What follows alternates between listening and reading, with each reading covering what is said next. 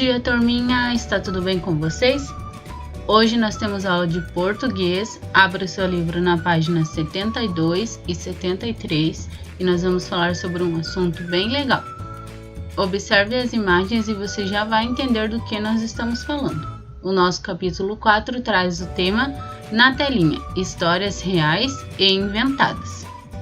Observando as imagens, o que você vê?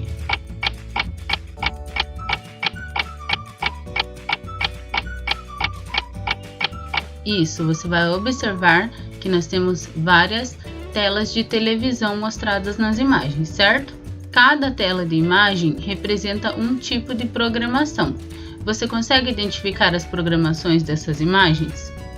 Por exemplo, aqui no cantinho nós temos uma imagem de um filme. Quem já assistiu esse filme? É o filme do Mowgli, né? Nós usamos muita televisão para assistir filmes. Nessa aqui nós temos a imagem de uma programação infantil. Você já assistiu? É a Vila Sésamo.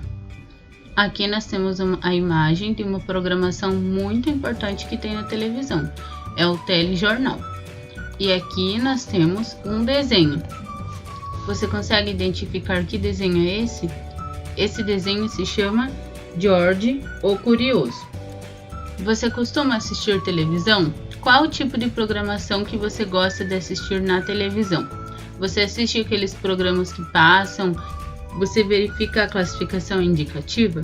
Vamos ver a pergunta aqui número 3. Onde encontramos informações sobre o tema ou enredo de determinado conteúdo transmitido pela televisão?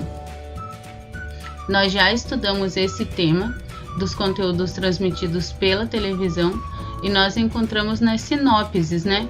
As sinopses de programa, sinopse de filme. Então, nós encontramos esse tipo de informação nas sinopses. Lembram que nós estudamos?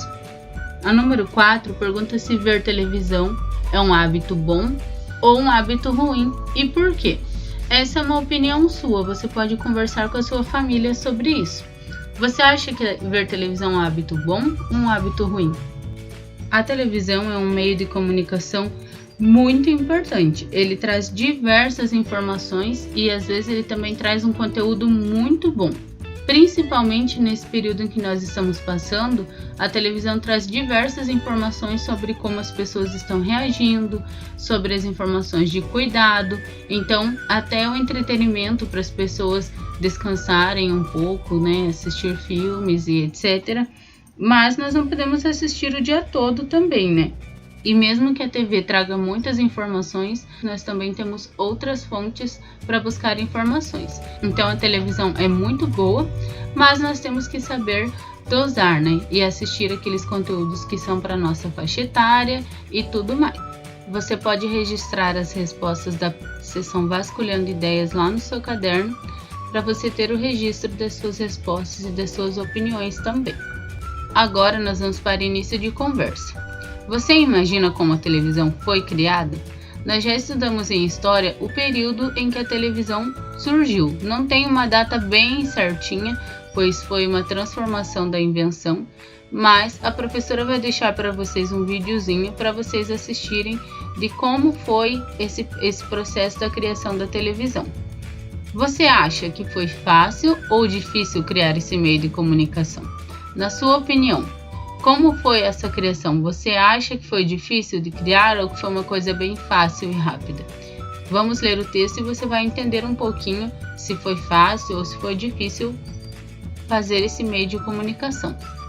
Então aqui na página 74 nós temos um texto que fala como surgiu a TV. Para você exercitar a sua leitura e interpretação, a professora não vai ler esse texto. Quero que você leia com bastante atenção para você encontrar as informações necessárias depois nos exercícios, tudo bem? Olha, aqui na número 3 já tem uma informação que você vai ter que encontrar lá no texto. Quanto tempo depois da invenção de Vladimir Cosma foi realizada a primeira transmissão no Brasil? Então não foi num dia ele fez a invenção e no outro já começou a transmitir as coisas. Então você vai ver as datas lá no texto, você vai ler e ver quando ele inventou e depois quando foi realizada a primeira transmissão no Brasil. Aí você vai fazer aquela continha de diferença para saber quanto tempo se passou entre a criação e a transmissão realizada no Brasil. Lá no nosso texto, diz que a televisão se popularizou. Aqui nós temos o significado da palavra popular, porque popularizou é uma palavra derivada de popular. Então, popular é algo que é feito para o povo. As casas populares é um exemplo. Que é muito conhecido e querido pelo povo. Um cantor popular. Que é barato ou não é muito caro. Um carro popular. Então aqui nós temos os exemplos, que pode ser uma coisa que foi feita para o povo, para as pessoas. A número 2, uma coisa que é querida, né, ou alguém que é muito conhecido e querido pelo povo. E uma coisa que é barato, uma coisa que não é muito caro. Essa informação foi tirada do Dicionário Infantil Ilustrado da Língua Portuguesa. Então aqui está perguntando, você viu que a palavra tem 3 sentidos, certo? Tem o número 1, o número 2 e o número 3. Quer dizer que essa palavra pode ser usada em 3 sentidos, de 3 formas. Agora você vai dizer qual dos 3 sentidos é o mais adequado para a palavra destacada no trecho a seguir. Aí nós temos a palavrinha popularizou aqui, e você vai ver em qual desses 3 sentidos ela se encaixa nessa frase. A televisão se popularizou após a Segunda Guerra Mundial, graças à queda dos preços e aumento da renda em geral. Você, lendo essa frase, qual desses sentidos você acha que se encaixa naquela frase dizendo que a televisão se popularizou? Está dizendo que ela foi feita para o povo? Está dizendo que ela é muito conhecida? Ou está dizendo que ela foi um produto barato, um produto não muito caro, que nessa época ela se tornou um produto acessível para as pessoas? Você vai marcar a sua resposta aqui. E aqui nós temos um bate-papo.